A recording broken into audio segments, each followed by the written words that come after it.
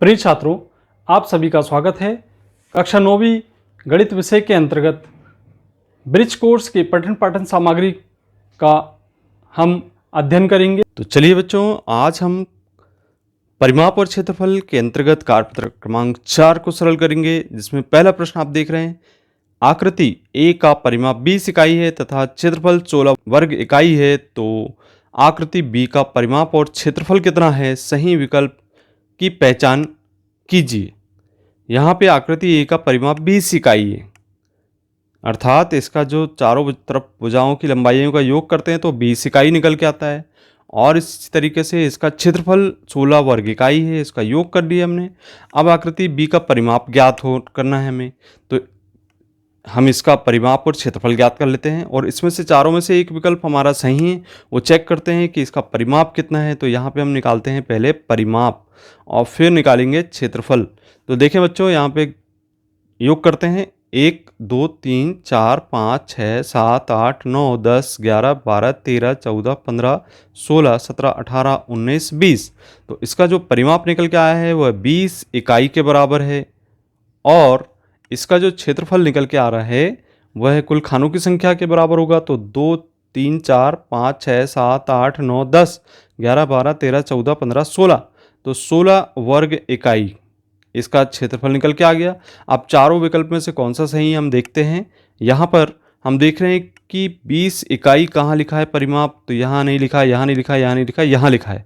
और 16 वर्ग इकाई इसका क्षेत्रफल लिखा हुआ है, तो सा इसका ऑप्शन सही होगा। चलिए अब दूसरा प्रश्न देखते हैं, जिसमें नीचे दी गई आकृतियों में सबसे बड़ा आयत बनाइए एवं उसका क्षेत्रफल ज्ञात कीजिए। देखिए, सबसे बड़ा आयत बनाने के लिए आपको क्या करना होगा, यहाँ पे इस आकृति में हमको आयत बनाना होगा। तो आयत हम बनाते हैं, हम देखते हैं कि ऐसा करके यदि हम बनाते हैं तो ये सबसे बड़ा आयत बनेगा।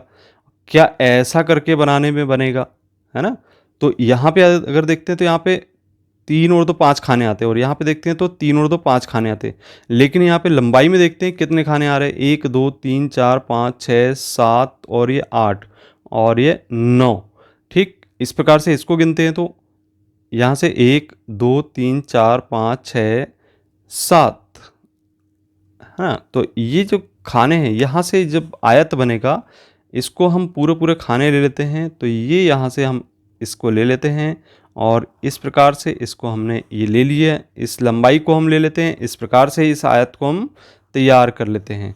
तो ये आपको दिखाई दे रहा है, थोड़ा सा मैंने इसको जानबूझ के इस तरीके से बनाया ताकि आपको आयत दिखाई देने लगे। अब हम गिन लेते हैं, इसके क्षेत्रफल गिन लेते हैं। तो यहाँ पे आप क्षेत्रफल जब गिनना स्टार्ट करते हैं तो इसका मान आता है यहाँ पे 1 2 3 4 5 6 7 8। इसी प्रकार से 8 को 5 बार हमको जोड़ना है, तो 8 अपना 40। तो इसका जो क्षेत्रफल आएगा, नंबर एक चीज़, इसका क्षेत्रफल होगा 40 वर्ग इकाई के बराबर। तो ये हमने जो बड़ा आयत बनाया है 40 वर्ग इकाई। अब देखिए, इसमें सबसे बड़ा जो आयत है उसको बनाते हैं। तो सबसे बड़ा आयत यहाँ से अगर लंबाई लेते हैं तो कम हो जाता है, लेकिन अगर इसको ले लेते हैं तो ये ज़्यादा आसानी से हमें बड़ा आयत यहाँ से मिल जाता है। तो इस प्रकार से ये जो आयत बना हुआ आपको दिखाई दे रहा है, इसको आप बना लें। और ये हमने आयत बना लिया और ये पूरा पूरा बना लें और इसको हम मिला दें, तो कुल यहाँ पे हमको क्षेत्रफल निकल के आ जाता है। अब गिनिए, 1 2 3 4 5, 1 2 3 4, और इसके बाद यहाँ से गिन लेते हैं तो 1 2 3 4 5 6 7 लाइन है, तो 7 चौ 28 इसका हल होगा। तो यहाँ पे जो क्षेत्रफल निकल के आएगा वह 28 वर्ग इकाई के बराबर होगा। तो देखिए, जो हमने इन आकृतियों में सबसे बड़े आयत बनाए हैं उसके क्षेत्रफल लगभग क्रमशः 40 वर्ग इकाई और 28 वर्ग इकाई हमें प्राप्त हो जाते हैं। अगला प्रश्न देख रहे हैं बच्चों, तीसरे नंबर का। यहाँ पे सैम के रुमाल की एक भुजा की लंबाई 25 सेंटीमीटर है। तो एक भुजा की लंबाई 25 सेंटीमीटर के बराबर है, उससे रुमाल के चारों ओर लेस लगवाना है। तो बताइए उसे कितनी लंबी लेस की आवश्यकता होगी। तो यहाँ से 25 सेंटीमीटर और यहाँ 25 सेंटीमीटर, ये 25 सेंटीमीटर, तो 25 सेंटीमीटर की लेस चारों ओर लगाना होगा। तो इस प्रकार से यदि हम जोड़ लेते हैं तो लेस की लंबाई यहाँ पे उसके परिमाप के बराबर होगी।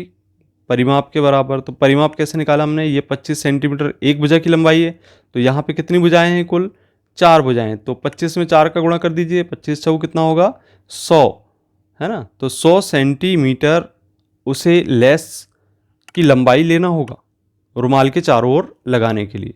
चलिए दूसरा प्रश्न देखते हैं, चौथे नंबर का। यहाँ पे चौथे नंबर का प्रश्न देखते हैं। सोनू के पापा ने एक आयताकार खेत के चारों ओर 240 मीटर तार की बाड़ मेड़ लगाई। यदि खेत की लंबाई 80 मीटर है तो खेत की चौड़ाई ज्ञात कीजिए। तो बहुत ही सिंपल सा क्वेश्चन है। यहाँ पे चारों ओर लगाई है, इसका मतलब क्या कर रहे हैं, हम परिमाप की बात कर रहे हैं। यहाँ पे हम एक आयत बना लें, इससे आपको काफ़ी आसानी से समझ में आ जाएगा। तो यहाँ पे चारों ओर लंबाई, कुल लंबाई आप देख रहे हैं कि 240 मीटर है, इसका मतलब ये इसका परिमाप हुआ इस आयताकार आकृति का। और यहाँ पे 80 मीटर की लंबाई ले रहे हैं, है ना। और आमने सामने की भुजाओं की लंबाइयाँ बराबर होती हैं, तो यहाँ पे 80 आ गया, तो ये भुजाओं की लंबाई भी बराबर होगी। ठीक, तो हम यहाँ ज्ञात कर लेते हैं, यदि खेत की लंबाई 80 मीटर हो तो खेत की चौड़ाई ज्ञात कीजिए। मान ली कि ये x है और यहाँ पे x है। बहुत ही सिंपल तरीके से, हम डायरेक्ट सूत्र का उपयोग नहीं कर रहे हैं, डायरेक्ट सूत्र का उपयोग करके भी हम ज्ञात कर सकते हैं। तो यहाँ पे हम क्या कर रहे हैं, हम इस आकृति का उपयोग करते हुए परिमाप निकाल रहे हैं। तो यहाँ पे आयत का परिमाप लिखेंगे, आयत का परिमाप बराबर चारों भुजाओं की लंबाइयों का योग। तो यहाँ पे 80 धन 80 धन x धन x के बराबर होगा। और कुल परिमाप हमें क्या आते हैं 240, यहाँ पे हम 80 और 80 को जोड़ दें तो 160 हो जाता है। और यहाँ पे 2x के बराबर होगा, 160 का पक्षांतर इधर कर दें 240 की तरफ, तो ये 240 ऋण 160 बराबर 2x होगा। अब हम इसको घटा देते हैं, तो घटाने पर क्या होता है 2x बराबर हमें प्राप्त हो जाता है। यहाँ से हम देख रहे हैं 240 में से 160 घटाते हैं तो 0 प्राप्त हुआ। 4 में से 6 घटता नहीं है, इसलिए 14 में से 6 घटाई तो 8 आ गया 80। अब 2 का पक्षांतर किया 80 के बटे में, 2 से 40 बार कैंसिल हो गया, तो ये जो प्राप्त हुआ है एक भुजा की लंबाई 40, तो जो 40 प्राप्त हुई है यही हमारा x का मान है और यही हमारी चौड़ाई। तो इस प्रकार से हम यहाँ पे आसानी से ज्ञात कर सकते हैं। दूसरा तरीका ये हो सकता है, आपको याद होगा कि हम सूत्र जानते हैं, आयत का परिमाप, आयत का परिमाप बराबर होता है 2 गुणित लंबाई धन चौड़ाई के बराबर, है ना।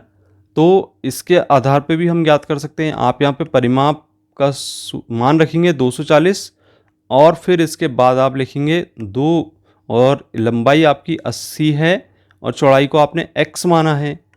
अब इसको सरल कर देते हैं, 2 का पक्षांतर इसके बटे में करते हैं तो 240 बटा 2 बराबर 80 धन x हो जाएगा। 2 से कैंसिल किए, 2 एकम 2, 2 दूनी 4, 2 शून्य शून्य 120 और 80 का इधर पक्षांतर कर दिए तो ऋण 80 हो गया बराबर x हो गया। 120 में से 80 को घटाते हैं तो x बराबर हमें क्या प्राप्त हो जाता है, चौड़ाई। तो यहाँ पे चौड़ाई x बराबर हमें 40 प्राप्त हो जाती है। तो 40 यहाँ पे इकाई हम लिख सकते हैं मीटर, तो 40 मीटर हमें क्या प्राप्त हो जाती है, यहाँ पे इसकी चौड़ाई ज्ञात हो जाती है। तो इस प्रकार से बच्चों इस प्रश्न को इस तरीके से भी सरल कर सकते हैं। अगला प्रश्न आप देख रहे हैं यहाँ पे, आपके वर्ग कक्ष के फर्श की लंबाई 220 सेंटीमीटर तथा 125 सेंटीमीटर है चौड़ाई, तो उसका क्षेत्रफल ज्ञात करना है। तो वर्ग यहाँ पे जो आकृति दी गई है, तो जो आपके कक्ष है तो उसमें फर्श की लंबाई और चौड़ाई यदि अलग अलग दी गई है, इसका मतलब आयताकार आकृति हो गई। और आयत का क्षेत्रफल का सूत्र यदि हम लगा दें तो हम बड़ी आसानी से ज्ञात कर सकते हैं। तो यहाँ पे हम आयत का क्षेत्रफल का सूत्र लगाएंगे। सबसे पहले तो यहाँ पे 220 सेंटीमीटर इसकी लंबाई और इसकी चौड़ाई दी गई है, यहाँ से यहाँ तक की ये दी गई है 125 सेंटीमीटर, ये लंबाई थी और ये हो गई चौड़ाई। अब इसमें हमें इसका क्षेत्रफल निकालना है। तो क्षेत्रफल बराबर हम जानते हैं कि आयत का क्षेत्रफल होता है लंबाई गुणित चौड़ाई के बराबर। तो लंबाई कुल दी गई है 220 गुणित 125, इसका हम आपस में गुणा कर देते हैं। जब गुणा करते हैं तो 27,500 निकल के आ जाता है गुणा करने पर, तो वर्ग सेंटीमीटर इसका हल होगा। तो इकाई हमें लिखना होगा वर्ग सेंटीमीटर। अगला प्रश्न है 6वें नंबर। एक खेत जिसकी लंबाई 150 मीटर है, वह चौड़ाई 100 मीटर है, उसमें 30 वर्ग मीटर की कितनी क्यारियां बनाई जा सकती हैं? तो यहाँ पे जो खेत है, लंबाई चौड़ाई अलग अलग दी गई है, और यहाँ पे चूंकि लंबाई दी गई है 150 मीटर और चौड़ाई दी गई है 100 मीटर, तो आयताकार खेत है, इसमें 30 वर्ग मीटर की क्यारियां हमें बनाना है। तो कितनी क्यारियां बनाई जा सकती है, ये हमें ज्ञात करना है। तो हम जो भी क्षेत्रफल निकल के आएगा उसमें हम 30 का यदि भाग दे देते हैं तो हम क्यारियों की संख्या ज्ञात कर सकते हैं कि कितनी क्यारियां हो सकती हैं। ओके, तो ये इस प्रकार से इसको सरल कर लेते हैं हम पहले। यहाँ पे हम आयत का क्षेत्रफल निकाल लें तो यहाँ पे लंबाई गुणित चौड़ाई होता है, और इसे हम लिख सकते हैं 150 गुणित 100। तो कुल क्षेत्रफल ये निकल के आ जाता है हमारा वर्ग मीटर के बराबर। अब हमें क्यारियों की संख्या बताना है। तो क्यारियों की संख्या, एक क्यारी का क्षेत्रफल 30 वर्ग मीटर है, तो हम क्यारियों की संख्या ज्ञात करने के लिए सबसे पहले तो लिखेंगे आयत का क्षेत्रफल, और फिर नीचे लिखेंगे क्यारी का क्षेत्रफल। ठीक है, भाग दे देंगे, और आयत का क्षेत्रफल हम देख रहे हैं 150 गुणित 100 दिया गया है, और यहाँ पे 30 का हम भाग दे देते हैं, शून्य से शून्य को कैंसिल करते हैं, 3 से 5 बार ये कैंसिल हो जाता है 15, 5 का 100 में गुणा कर देते हैं, तो 5 एकम 5 और 5 शून्यम शून्य। इस प्रकार से यहाँ पे हम क्यारियों की संख्या निकाल लेते हैं, तो कुल क्यारियों की संख्या निकल के आती है 500। तो इस प्रकार से 500 क्यारियाँ बनाई जा सकती हैं। तो ये था हमारा कार्यपत्र क्रमांक 4। अभी तक आपने ये वीडियो नहीं देखे हैं तो इन वीडियो को क्लिक करके आप देख सकते हैं पिछली वीडियो को, और यहाँ पे आपका एंड स्क्रीन पर प्ले लिस्ट भी दिखाई दे रही है ब्रिज कोर्स के अंतर्गत। तो ब्रिज कोर्स के समस्त वीडियो देखने के लिए इसको क्लिक करके आप प्रत्येक अध्याय के वीडियो को देख सकते हैं। प्रत्येक प्रश्न इसमें सरल किए गए हैं।